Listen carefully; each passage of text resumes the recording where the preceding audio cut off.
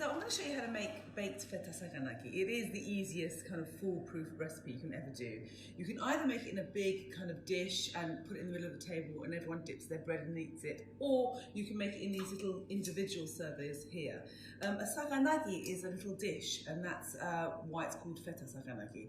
I'm using one of these dishes here, and it's so simple, but it just looks really lovely on the table and it tastes really delicious. And it's just a case of chopping lots of stuff. I've got feta, I've got some Kalamata olives which I've depipped, tomatoes, red pepper, yellow pepper. I'm going to use the juice and zest of a lemon, and I have picked some oregano and mint from the garden which I'm going to chop up and put in there. If you like a bit of a kick, I'm going to put some chilli in as well, because I think it's quite nice to have a bit of a chilli kick. The spice I'm going to add is a bit of sumac, or sometimes I just sprinkle the sumac at the end after it's come out of the oven, depending on what mood I'm in. It is really simple, and you can add whatever herbs and spices you like, but it is very delicious. And I'm just going to show you, first things you need to do is just chop all of this lot up. So I've chopped everything up. I've got some cherry tomatoes, some yellow and red peppers, mint from the garden, oregano from the garden, some lovely Kalamata olives, some green chilli that I put in there. I've left the seeds in because I like a bit of a kick. And all you have to do now is just assemble it. So what you do is you just kind of get a piece of your feta, crumble that in like that. Add half of your, if you're just doing 2 plates that I'm doing, just add half of the ingredients like so. And then I'm going to literally pop it in the oven.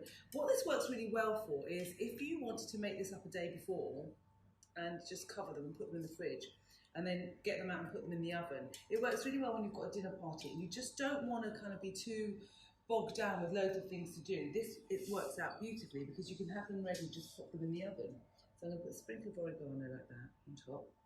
Sprinkle of, now oregano is very good for you. It's antibacterial and it's very soothing, and same with mint. It's very good on your digestive system. So if you've got any type of kind of upset tummy, making mint tea or eating mint really helps. And also smelling mint calms you down. So it's a fantastic thing to do if you've got an exam or you've got an interview or something that makes you nervous but you need to be able to think on your feet.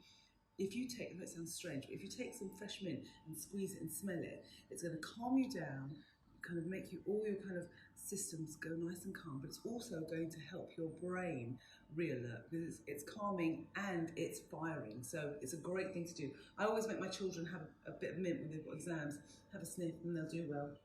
Everyone thinks they're mad. Right, so that's one. That's literally what it looks like.